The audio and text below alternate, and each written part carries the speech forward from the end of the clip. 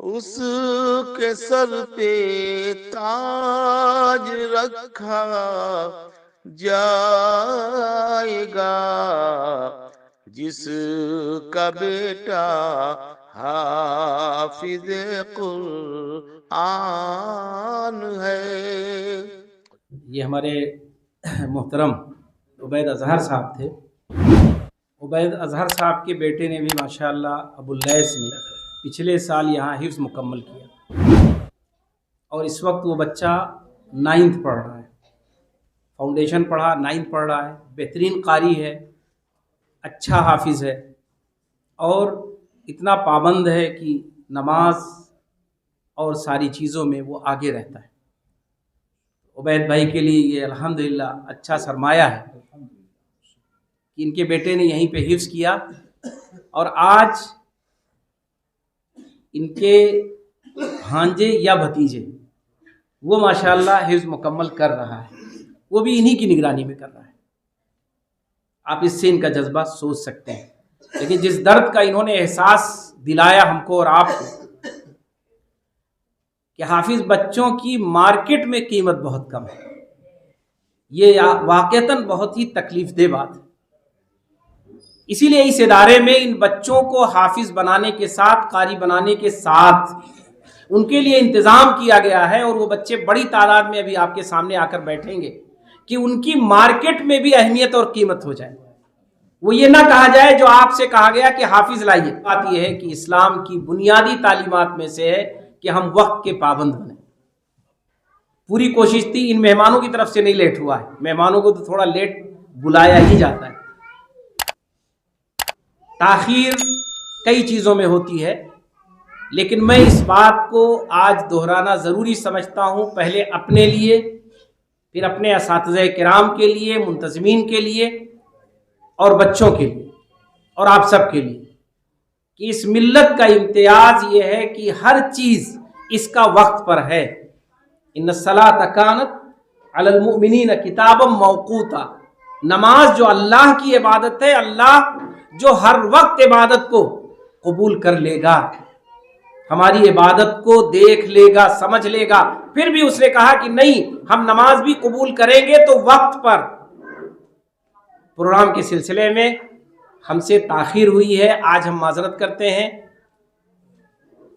10 بجے ہمارے اپنی اندرونی تیاری تھی کہ 10 بجے ضرور شروع کریں گے، اس میں 10-15 منٹ کی تاخیر ہوئی ہے، پروگرام شروع ہو گیا ہے۔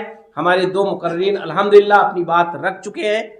اب جن کو میں نے اس لیے بلایا تھا کہ وہ بچوں کی دستار بندی ان کے ہاتھوں سے ہوگا، مولانا جہانگیر عالم قاسمی صاحب یہ دراصل ہمارے مہمان نہیں، یہ ان کا ادارہ ہے، اس لیے کہ الحمدللہ آپ تشریف لاتے ہیں۔ اس سے پہلے کی بھی 7 بچوں کی دستار بندی آپ کے ذریعے ہوئی ہے۔ مفتی منور صاحب یہ ان کا ادارہ ہے، ماشاءاللہ بہت بے تکلفی میں آتے ہیں اور یہاں پہ مشورے دیتے ہیں، یہاں کی چیزوں کو دیکھتے ہیں، جائزہ لیتے ہیں۔ آج وہ بھی الحمدللہ ہمارے اس پروگرام میں، اور جو ابھی الوداعیہ پروگرام ہوگا اس کے خصوصی مہمان ہیں۔ جناب ہمارے ڈاکٹر مسعود فلاحی صاحب، خواجہ معین الدین یونیورسٹی کے سابق چانسلر اور آج کے عربک ڈپارٹمنٹ کے ہیڈ، اور بہت ساری ذمہ داریوں کو نبھانے والے، اور 50 کتابوں کے مصنف، وہ بھی آج ہمارے درمیان موجود ہیں۔ ہمارے لیے بڑی خوش بختی کی بات ہے کہ ہمارے محترم مہمان جن کو ہم نے مولانا سلمان صاحب کے ذریعے دعوت دی اور آپ تشریف لائے، ڈاکٹر صاحب نے ان سے بات کی، میں ان کا بھی استقبال کرتا ہوں اور تمام مہمانوں کا استقبال کرتا ہوں۔ حافظ کمال صاحب بھی ہمارے لیے اس ادارے کے فاؤنڈرز میں سے ہیں، ذمہ داروں میں سے ہیں، آج وہ بھی اس پروگرام میں شریک ہے۔ اس لیے شریک ہے کہ جو بچہ علی ابن شہیم جس نے حفظ مکمل کیا ہے، یہ حافظ کمال صاحب کی ایک رہنمائی اور ان کی روشنی۔ میں بلا تاخیر چاہتا ہوں کہ اب پروگرام اپنے آخری منزل پر آ جائے اور جلد از جلد ہم لوگ اس پروگرام کو مکمل کر لیں۔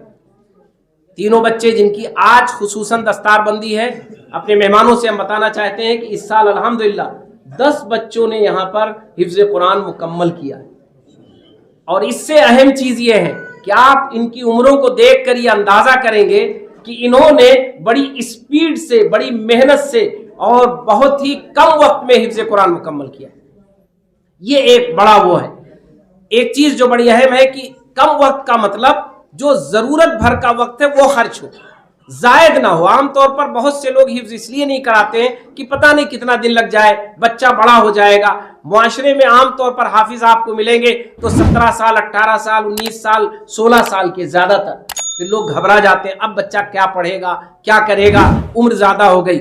اس لیے ضرورت ہے کہ حفظ کے نظام کو ہم مستحکم بنائیں، یعنی اس کو بھی ٹائم باؤنڈ کریں، ایک طے کریں کہ اتنے دنوں میں انشاءاللہ یہ حافظ ہوگا. یہ اگر کر لے جائیں گے، اس ادارے میں یہ کوشش ہمارے اساتذہ کرام کر رہے ہیں، خاص طور پر ہمارے صدر شعبہ حفظ جناب قاری صدر الاولیٰ صاحب جو نیشنل لیول کے بہترین قاری ہیں، انشاءاللہ ابھی آپ ان سے تھوڑا سا سنیں گے. اور ہمارے قاری صدام صاحب جو حفظ کے بچوں پر بڑی توجہ دیتے ہیں، نگرانی کرتے ہیں، ان کے ساتھ لگے رہتے ہیں. یہ دونوں لوگوں کی محنت ہے، اللہ تبارک تعالیٰ نے ان کی محنت کو کامیاب کیا ہے کہ یہ دونوں لوگ آج اس مقام تک پہنچے ہیں کہ ان بچوں کو حفظ کی سند دی جا رہی ہے، ان کی دستار بندی ہونے جا رہی ہے. میں گزارش کرتا ہوں ان تینوں بچوں سے خاص طور پر کہ وہ اسٹیج پر آئیں. اس کے سر پہ تاج رکھا جائے گا، اس کے سر پہ تاج رکھا جائے گا، جس کا بیٹا حافظ قرآن ہے. اور یہ شعر بھی آتش دوزخ سے کیا ڈرنا انہیں، جن کے سینوں میں سجا قرآن ہے. اور یہ شعر بھی ظلمت کفر نہ آئے گی یقیناً ہم تک، ہم نے قرآن کو سینے میں سجا رکھا ہے. اس کے سر پہ تاج رکھا جائے گا، اس کے سر پہ تاج رکھا جائے گا، جس کا بیٹا حافظ قرآن ہے. اور یہ شعر بھی آتش دوزخ سے کیا ڈرنا انہیں، جن کے سینوں میں سجا قرآن ہے. أعوذ بالله من الشيطان الرجيم.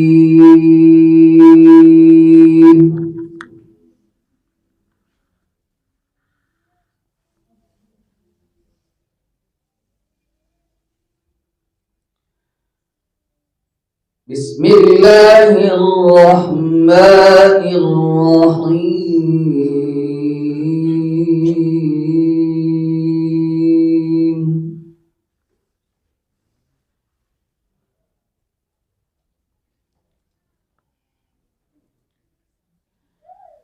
إن بطش ربك لشديد، إنه هو يبدئ ويعيد.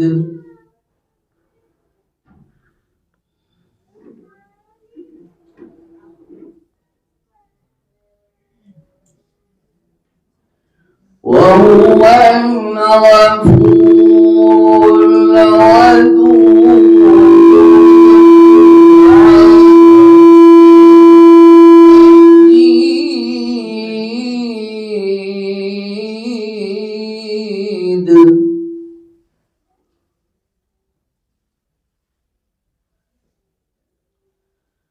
فعال فعال لما يريد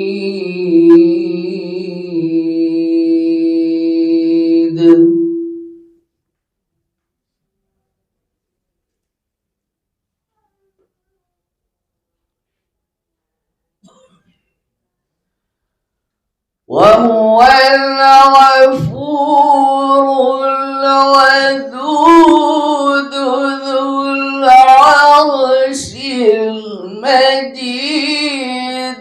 فعال لما يريد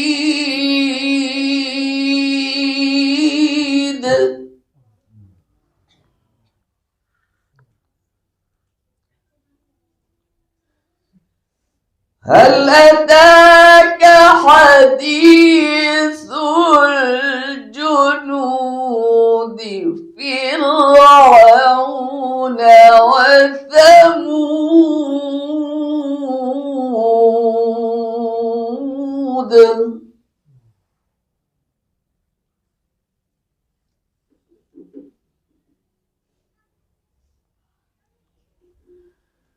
فللذين كفروا في تكذيب والله من ورائهم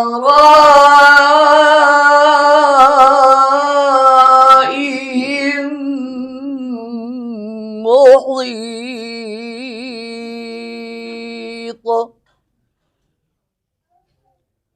بل هو قرآن مجيد في لوح محفوظ صدق الله العظيم. أعوذ بالله من الشيطان الرجيم. بسم الله الرحمن الرحيم. إن المتقين في ظلال وعيون وفواكه مما يشتهون كلوا واشربوا هنيئا بما كنتم تعملون إنا كذلك نجزي المحسنين ويل يومئذ للمكذبين كلوا وتمتعوا قليلا إنكم مجرمون ويل يومئذ للمكذبين وإذا قيل لهم اركعوا لا يركعون ويل يومئذ للمكذبين فبأي حديث بعده يؤمنون صدق الله العظيم. أعوذ بالله من الشيطان الرجيم. بسم الله الرحمن الرحيم.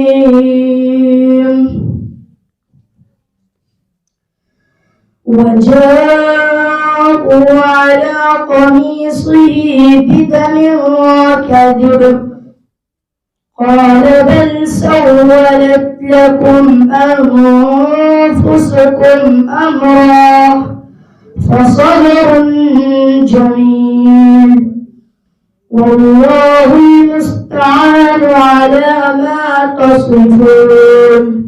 وجاءت سيارة فأرسلوا والدهم فأدلى دلوه قال يا بشرى هذا غلام وأسروا بضاعة والله عليم بما يعملون. وشروه بثمن بخس دراهم معدودة وكانوا فيه من الزاهدين صدق الله العظيم. أعوذ بالله من الشيطان الرجيم. بسم الله الرحمن الرحيم. فلا صدق ولا صلى ولكن كذب وتولى ثم إلى أهله يتمطى أولى لك فأولى ثم أولى لك فأولى أيحسب الإنسان أن يترك سدى ألم يك نطفة من مني يمنى ثم كان علقة فخلق فسوى فجعل منه الزوجين الذكر والأنثى أليس ذلك بقادر على أن يحيي الموتى صدق الله العظيम।